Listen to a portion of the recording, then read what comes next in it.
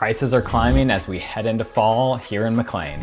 Here's what's happening in August here in the market of McLean, Virginia on the Foundation Report. I'm Eric Fafoglia with the Strong Foundations Group, and I'm based right here in Great Falls, Virginia, and I help people using my education-first approach, which starts with my 208-step selling process, and then if you're buying, you'll use my 128-step buying process. Very organized, consistent process I've created to help buyers smoothly get from start to finish. All right, let's jump into August data. All right, so here's the big number everybody wants to talk about, the median sales price. It's at $1.58 million for the month of August in McLean, and that's up 16.4% year over year. That's really strong. Overall, Fairfax County saw a decline in almost 5%, so huge contrast here in McLean. But if we look deeper, we notice that buyers are taking longer to decide on homes. They're being a lot pickier as well. It took on average 25 days for a home to sell. That was up 92%. It's almost double. That means last year was taking about 12 days to sell a house. Now double that, nearly a month. And sellers are still super bullish on the prices that they'll get out the gate, which is coming back to bite them because they're only getting 95.9% of their original list price. That's down 2.4% year over year. So we can tell that while sellers still think the market is all about them, it's slowly